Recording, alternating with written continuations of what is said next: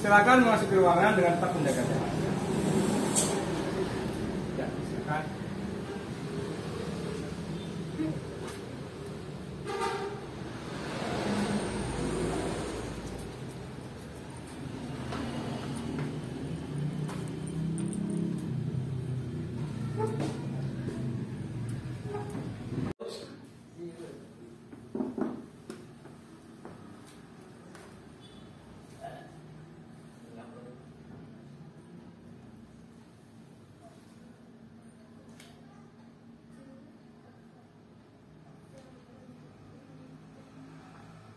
Ada di bawah mana?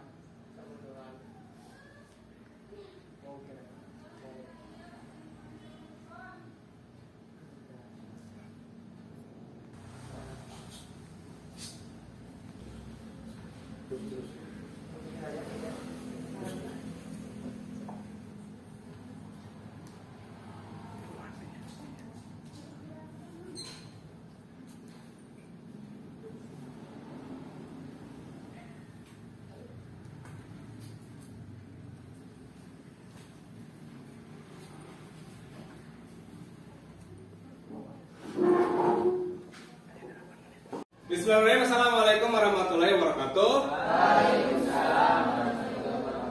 Selamat pagi anak-anakku. Bagaimana kabarnya? Alhamdulillah.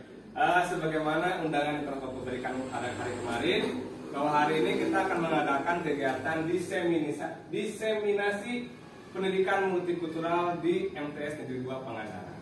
Ya, terima kasih adik-adik semuanya sudah bisa menghadiri undangan Bapak dalam mengikuti kegiatan diseminasi pendidikan multikultural di MTS 2 Pangandaran ini. Pertama-tama marilah kita panjatkan puji syukur kehadirat Rabbi yang mana pada hari ini kita masih bisa diberikan kesehatan, kekuatan untuk menjalankan ibadah saum puasa semuanya. Alhamdulillah juga amin. Salam beserta salam semoga selamanya tercurahkan kepada junjungan kita Habibana wa Nabiyana Muhammad sallallahu alaihi wasallam, kepada para keluarganya, sahabatnya sampai kepada kita selaku umatnya, amin ya rabbal alamin. Hari ini kita akan melaksanakan kegiatan diseminasi pendidikan multikultural di MTS 2 Pangandaran. Sebelum lanjut, ini kita tonton dulu video berikut ini.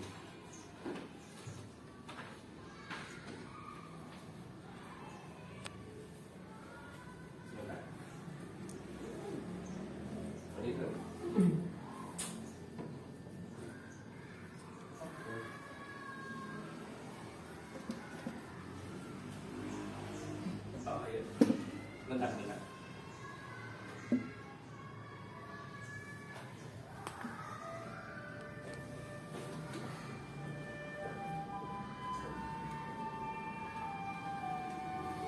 Silakan lewati video berikutnya.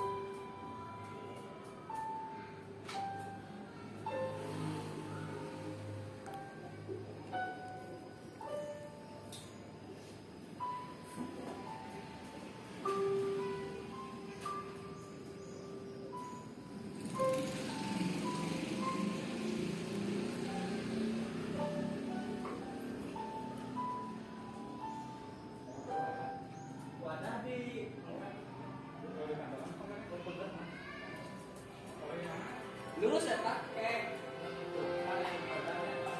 Iya, sudah.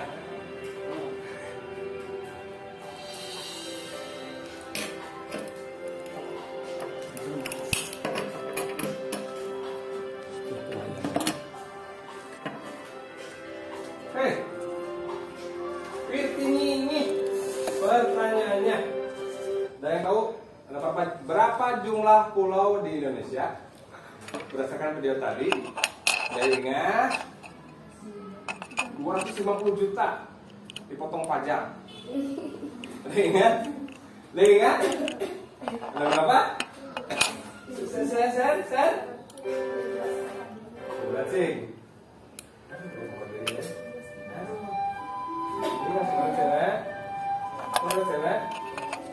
Ah, 13.487 provinsinya. Oke. Aduh, yang paling tampang dari Bapak. Berapa jumlah agama di Indonesia? Maju kedua kaset. 6. Pintar, luar biasa. 1 agama Hindu, 2, 3 Katolik, 4 Buddha, 5 6 Satu lagi apa? Kristen ada 2, Kristen dan Kristen Katolik. Seperti itu, luar biasa. Itulah negara kita, negara Indonesia. Terdiri dari bermacam-macam suku, bermacam-macam agama, ras, dan budaya. Tapi kita dalam satu kesatuan bingkai negara kesatuan negara Republik Indonesia. Baiklah, itulah yang disebut dengan multikultural. Ada yang tahu apa itu multikultural? Multi apa coba? Multikultural, sebentar.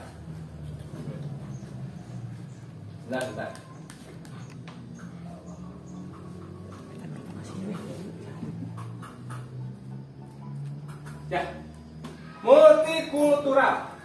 Multi artinya kalau aku mabuk banyak. Dengan kultur adalah budaya. Waalaikumsalam, kumaha. Multikultural adalah pengakuan bahwa suatu negara atau masyarakat adalah beragam bentuk. Tidak ada satu negara pun yang mengandung hanya kebudayaan nasional tunggal. Ini sebenarnya semua Gitu Manawi. Negara itu terdiri dari berbagai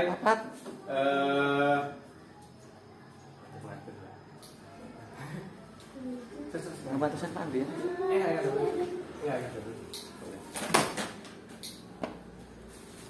Setiap negara terdiri dari beberapa kebudayaan.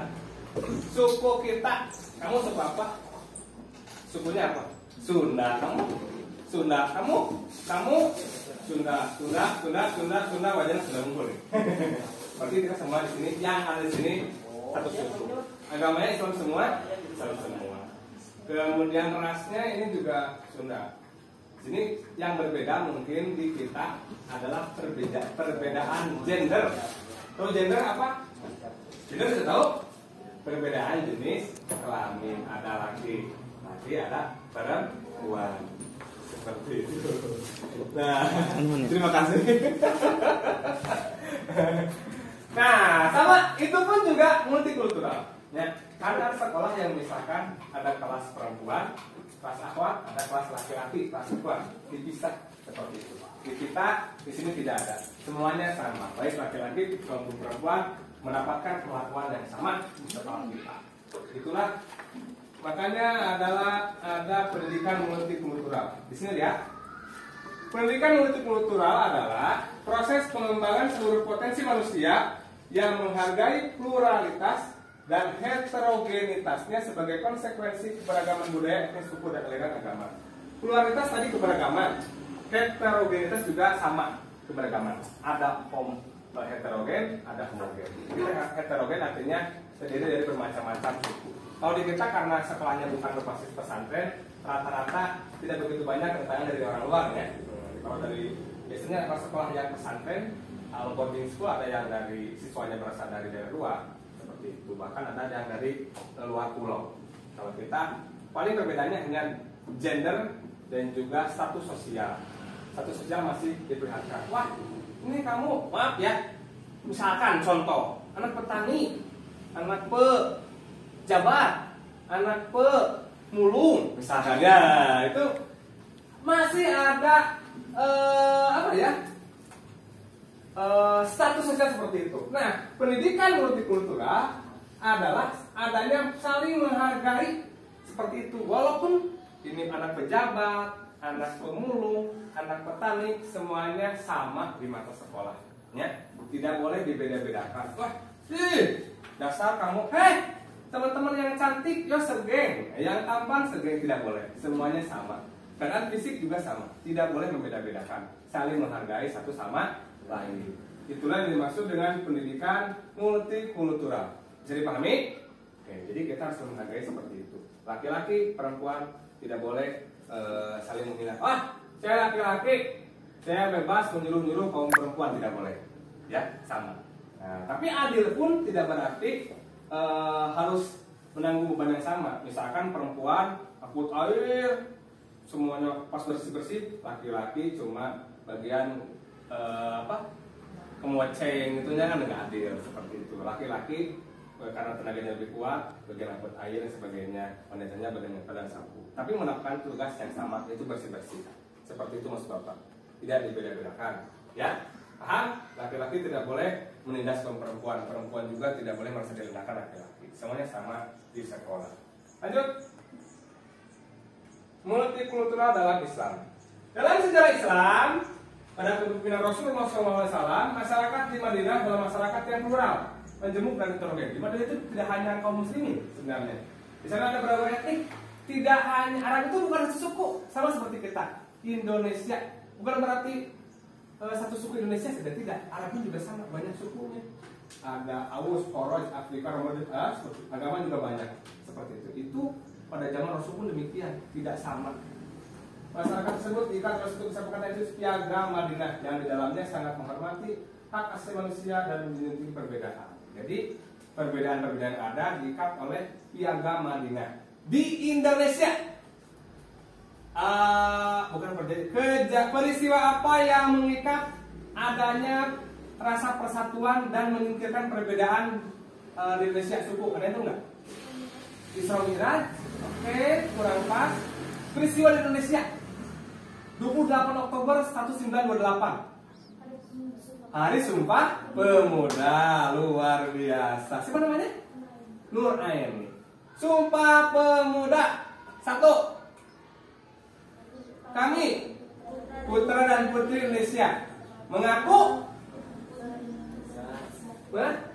berbangsa yang satu, bangsa Indonesia. Artinya tidak mungkin bangsa-bangsa lain didahulukan bangsa Indonesia tanpa mendahulukan. Gua Sunda, kamu orang mana?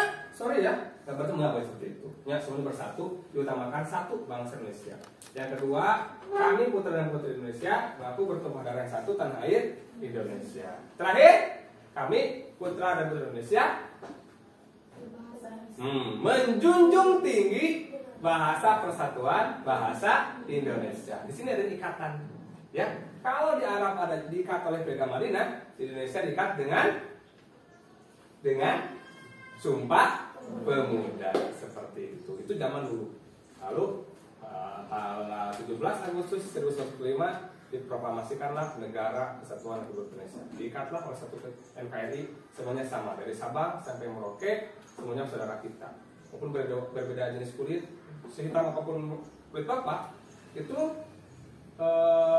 katanya saudara kita yang di daerah timur itu lebih gelap dari sini. Tapi tetap mereka saudara kita. Bukan berarti yang kulitnya lebih gelap itu lebih rendah, tidak seperti itu. Atau yang kulitnya lebih putih lebih cantik, tidak. Semuanya sama. Anugerah dari Tuhan yang Maha Esa. Ya, hargai diri sendiri, hargai orang lain. Seperti itu. Ya, kau cantik apa adanya. Ya, kau juga tampan apa adanya. Ya, itu tidak harus menjelekan orang lain. Seperti itu. Lanjut. Faktor penyebab terjadinya multikultural. Kenapa Indonesia itu terdiri dari berbagai suku, berbagai bangsa, berbagai bahasa? Ini faktornya. Yang pertama ada faktor sejarah.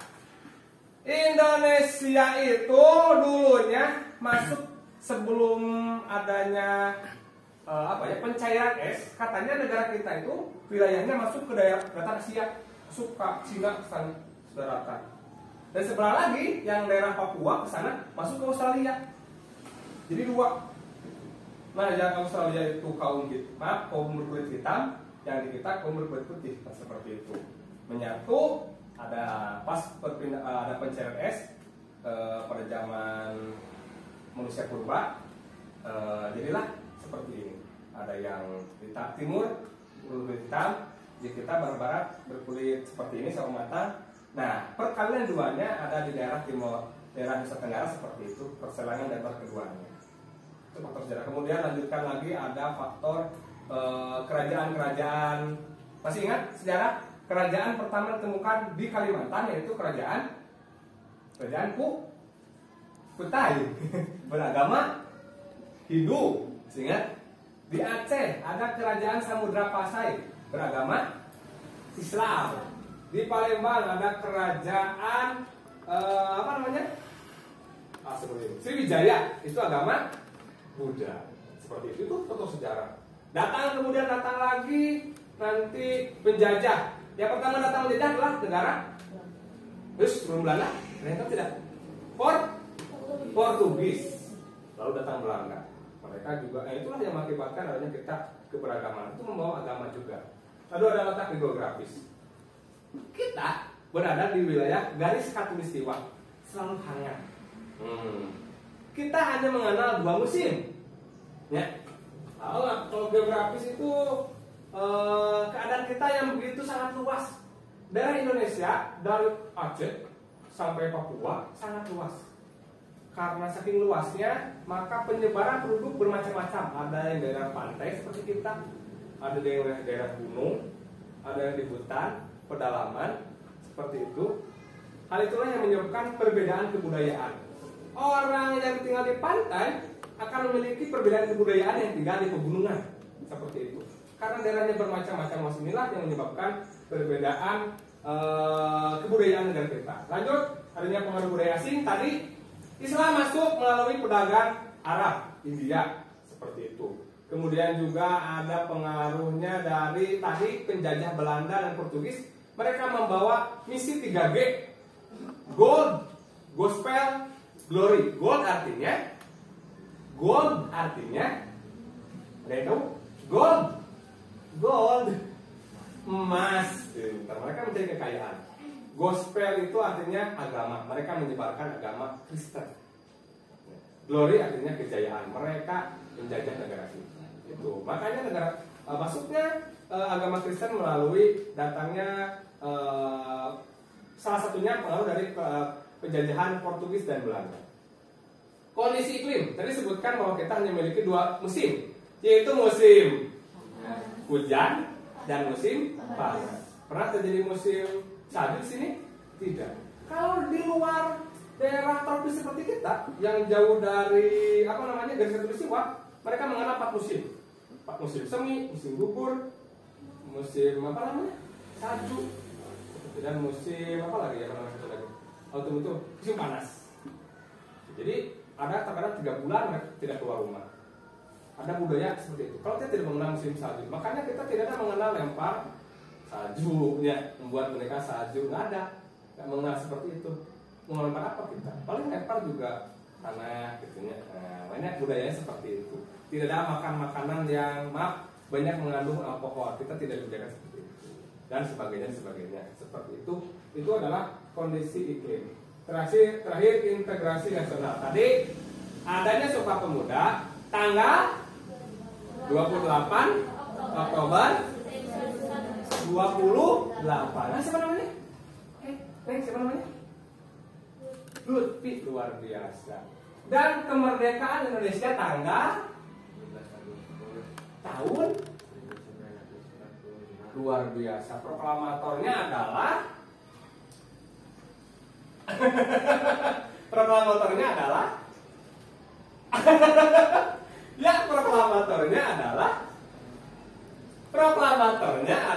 aduh, efek puasa. Proklamatornya adalah proklamator Soekarno dan Hatta.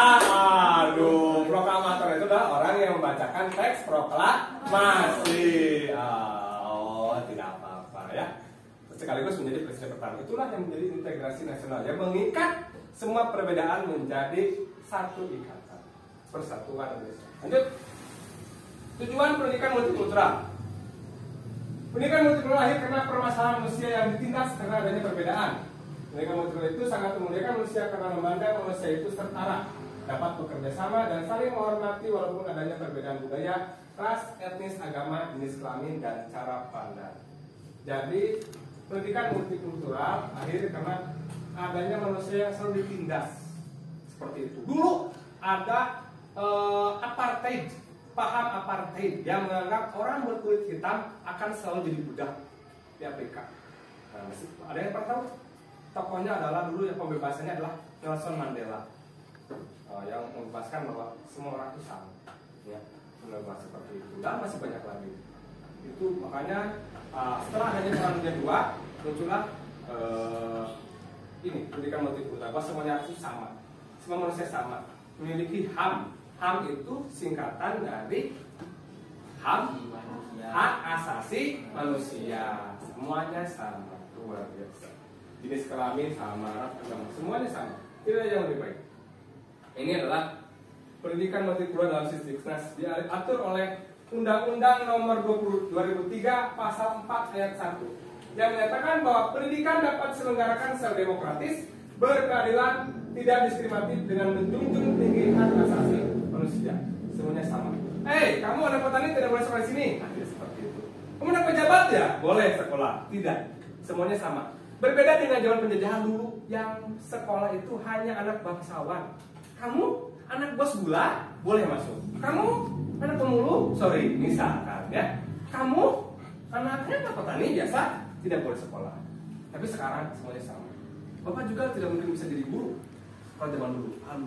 Walaupun orang tua bapak hanya pedagang biasa, tapi karena adanya aturan ini, kita semua bisa sekolah dengan layak, sama. Ya, ada segala sebagainya. Lanjut. Nah, ini paradigmanya dibaca, ada penciptaan kesetaraan pendidikan bagi seluruh warga masyarakat, transformasi kesadaran dan mempersempit kesenjangan pendidikan, hubungan antara kurikulum dan karakter serta pendidikan multikultural. Ini paradigma pendidikan multikultural. Fungsinya dibaca saja. Ada memberikan konsep diri yang jelas, membantu memahami pengalaman etnis dan budaya ditinjau dari sejarahnya. Jadi kita tidak memandang rendah etnis dan budaya lain. Kita harus paham dulu sejarahnya. Membantu memahami bahwa konflik antara ideal dan realitas itu memang ada pada setiap masyarakat. Jadi artinya begini, memang pada kenyataannya memang selalu ada konflik antar masyarakat, ya, merasa diri lebih baik dan sebagainya. Bahkan Indonesia pernah mengalami kejadian kelam. Ada yang pernah mendengar tragedi Sambas yang menewaskan ribuan orang, dipenggal kepalanya di Kalimantan. Itu antara adanya konflik antar suku, yaitu suku Madura dan suku Dayak. Kemudian di Poso antara Kristen dan Islam, perbandingan bersama, saling bunuh. Di Jakarta, di Priok juga pernah terjadi. Konflik pernah terjadi, ada, tapi jangan dibesar-besarkan. Kalau terjadi konflik, kemarin dulu aja di daerah Palembang, gara-gara 2 orang pemuda berseteru jadi 2 kampung, bahkan mencapai 2 suku. tidak boleh besar-besar. Ada yang berselisih. Setiap manusia pasti ada masalah, tapi jangan dibesarkan, cari solusinya, ya seperti itu. Waduh, masalah dengan ini. Orang mana? Orang mana kamu? Patrol, kamu orang? Yang lain kamu orang mana? Cilewe, orang patrol. Gara-gara ditolak cinta, misalkan, ya. Dasar, semua orang patrol sama saja. Woi, semua cewek patrol itu sama saja, menyebalkan. Menurut satu orang itu namanya siapa? Ariel. Wah, akhirnya membuat status di Facebook, WA, Instagram. Semua wanita patrol itu sama saja, ya, menyebalkan. Semua wanita orang patrol nggak enak. Laki-laki Cilewe menyebalkan, dasar orang udik. Misalkan, jadilah pertempuran konflik dua kubu, Cilewe dan patrol. Itu yang tidak boleh. Ya, paham ya? Jangan sekali-kali memperbesarkan masalah kecil, tidak boleh besar-besarkan. Dan selanjutnya itu adalah fungsi pendidikan multikultural. Kita kalau 15 menit lagi. Inilah hubungan antara kurikulum dan karakter serta pendidikan multikultural. Banks menyatakan bahwa semua siswa tanpa memandang gender, kelas sosial, etnis, ras atau budaya memiliki kesempatan yang sama untuk belajar. Jadi kita sama, boleh bisa belajar sama. Nah, aku apa tuh? Cuma anak orang biasa, nggak bisa sekolah, ya sebenarnya bisa. Ya. Tidak ada yang tidak mungkin. Kamu mau jadi polisi, tentara, presiden, gubernur, mau jadi pejabat, mau jadi dokter, mau jadi polwan, poldes, mau jadi apapun itu, kamu memiliki kesempatan, ya. Karena masa depan juga kita yang menentukan masa depan, ya. Walaupun sudah dituliskan di Lauhul Mahfuz, tapi kita yang harus mengejarnya, harus berusaha. Tidak datang begitu saja. Karena semuanya memiliki kesempatan yang sama. Melalui pendidikan multikultural jika dilakukan sejak dini, anak mampu menerima dan memahami perbedaan budaya yang berdampak pada perbedaan cara, kebiasaan, tata kelakuan, adat istiadat pada seorang. Dia menerima perbedaan, kritik, rasa empati, juga toleransi tanpa memandang status, kelas, golongan, gender, etnis, agama maupun kemampuan akademiknya. Seperti itu. Jadi kita mulai menerima kemampuan akademik. Hai, kamu yang gak di ranking ya, jangan bergaul sama aku, tidak boleh seperti itu. Dasar kamu bodoh, tidak boleh. Tidak boleh, ya. Semuanya dirangkul, sama saja. Bukan, tidak ada satupun siswa yang bodoh. Tidak. Hanya memiliki kemampuan atau memiliki kelebihan yang berbeda. Nih, ini pintar di bidang matematika, ini pintar ngitungnya, pintar ngomongnya, pintar debatnya, pintar polinya, pintar caturnya, pintar misalkan agamanya, hafalannya, qorinya, adannya, dan sebagainya. Tidak ada satupun siswa yang bodoh, paham ya? Yang hanya ada perbedaan kelebihan. Kelihatan apa kelebihannya? Oke? Tidak ada satu bodoh. Tidak ada satupun anak bapak yang bodoh. Semuanya hebat. Hanya berbeda-beda kemampuannya. Oke? Jadi tidak boleh saling merendahkan orang lain. Menurut Muriano, karakter dibentuk melalui tahapan pembentukan klasika, tindakan, dan pembiasaan. Nah, mulai sekarang nanti dibiasakan. Karakter itu harus dibiasakan. Oke, terakhir, simpulannya dalam implementasi pendidikan multikultural, siswa harus yang pertama saling menghormati perbedaan gender, rasial, dan perbedaan lainnya. Saling menghargai. Oh, iya, kamu anak biasa. Tidak usah jadi permasalahan. Ada apa dalam tubuhnya, tidak usah jadi bahan pergunjingan. Ya, itu bukan kekurangan. Apapun itu, jangan saling menghina, jangan saling mengejek, saling menghormati. Tidak merendahkan orang lain. Hei, kamu, tidak boleh. Yang selanjutnya, tidak melakukan perundungan dan bullying. Ini yang akan Bapak garis bawahi. Tidak boleh ada perundungan dan bullying. Paham ya? Paham bullying? Perundungan, paham? Bullying? Ya, tidak boleh. Tidak boleh seperti itu. Karena bullying itu akibatnya fatal sampai akhir hayat. Akan selalu ingat apa yang kamu lakukan sekarang akan selalu ingat sampai akhir hayat. Lalu bilang, misalkan, apa contoh Abroha, ada murid namanya Abroha.